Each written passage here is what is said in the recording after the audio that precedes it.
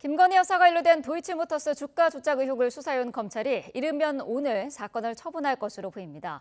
어제 내부 회의를 열고 수사 결과를 최종 점검한 가운데 김 여사에 대해서는 불기소 처분이 내려질 거라는 전망이 지배적입니다.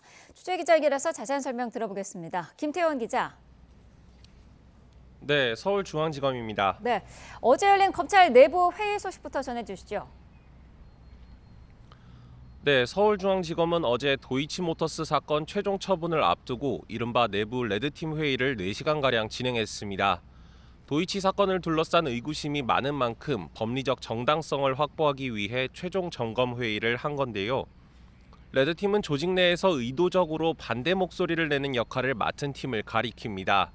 수사 결과를 다양한 시각에서 바라볼 수 있도록 차장검사 4명과 선임 부장검사, 평검사 등 10여 명이 참석해서 수사팀 논리의 허점이나 의문점을 지적하는 방식으로 이뤄진 것으로 알려졌습니다.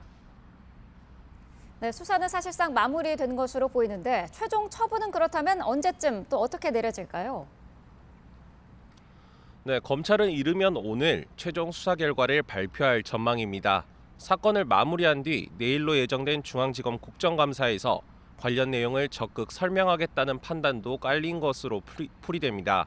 수사팀은 시세 조종에 관여했다는 혐의를 받는 김 여사와 모친 최은순 씨를 불기소하는 게 맞는다는 입장인 것으로 알려졌는데요.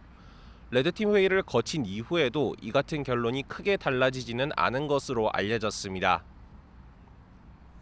네, 사건의 쟁점 또 향후 불거질 논란에 대해서도 짚어주시죠. 네, 관건은 김 여사에게 주가 조작을 방조한 혐의가 인정되느냐였습니다.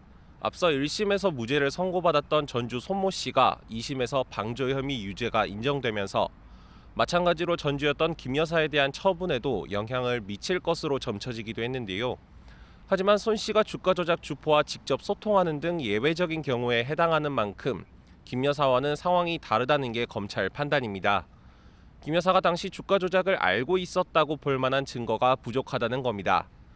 하지만 이 같은 결과가 나올 경우 명품 가방 사건 때와 마찬가지로 처분에 대한 비판과 함께 특검 공세 등 정치적 후폭풍도 만만치 않을 거란 전망입니다.